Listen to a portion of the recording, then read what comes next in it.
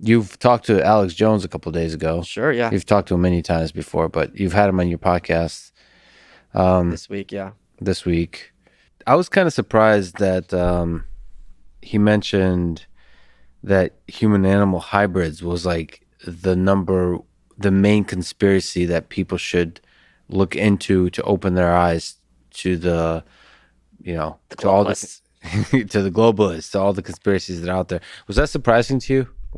Like, No, because I came in there with questions and I was very focused on corralling him and yeah, having it be like a kind of a coherent intellectual that conversation. was a really, really good. It was only an hour, but it was a very good conversation. Yeah, thank Very you. good conversation. The Like, response was overwhelmingly positive, and I'm like, all right, I'm in a unique position because I met Alex. Well, that's not true, but I was on Alex with Alex on Tim Pool a couple of times.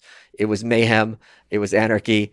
And I'm like, all right, let me get. But the thing is, what people enjoyed is I was the one who was basically able to translate Alex's. He's obviously very performative, and a lot of times Alex will say things that are not really uh, particularly controversial, but he'll say them in such a way that it sounds crazier than it is. I think Joe's made this observation as well. nah. So what I wanted to have him on my show is all right, let's go through all these conspiracies, which have validity, which don't. And I knew if I asked him, because he's got a lot of historical knowledge, even if you think of a lot of it's nonsensical, let's sort out the wheat from the chaff, because everyone has someone crazy in them. I have this expression: you take one red pill, not the whole bottle. You take the whole bottle of red pills, you assume literally everything in the media is a lie. Mhm. That's just not a coherent position to have. Is the weather a lie when they tell you that the temperature is going to be wrong tomorrow? So that was fun to watch him go through that. And he felt bad because he felt incorrectly, in my opinion, that he was needlessly aggressive and disrespectful toward me on Tim. I didn't feel disrespected at all. It got heated, but I didn't take it personally. People have heated debates all the time. Mhm. So I think he promised me he wouldn't interrupt and we'd be deferential, but that because he promised to be on his best behavior, that gave me an opportunity to address him seriously and not to bring the clown aspect out of him, which is easy to caricature him. My friend Ethan Suppley, who I'm sure people know, played basically a character based on him in The Hunt, because Alex is kind of this cartoon archetype. So it was really fun to get another side of him.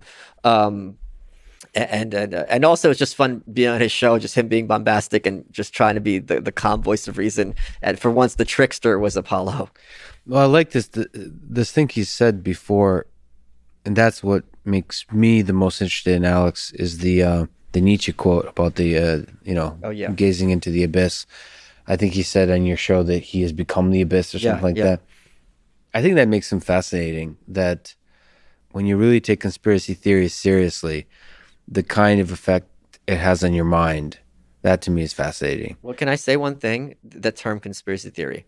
If you ask any layman, like it's like this, you say, "Do you like puppies? I hate them. Do you like baby dogs? Oh, they're the best, right?" Yeah. People, the human mind is capable of doing this. Yes. So if you ask people, "Do you think extremely powerful people often get together and manipulate data or rules in order to further their power and control and maintain it?"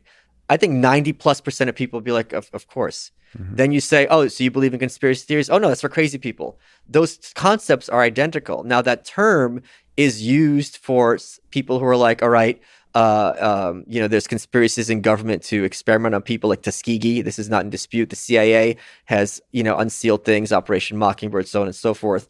And at the same time, conspiracy theory applies to people who say 9/11 never happened and those were holograms. Now, it's the same word for both, but these are not at all equal truth claims and they do not at all have equal evidence to them. But it's very useful for powerful people to have that term in the zeitgeist because then I don't have to explain or defend. It's like only lunatics are going to look further on this. Do you really want to be a lunatic kid? And that takes care of the issue.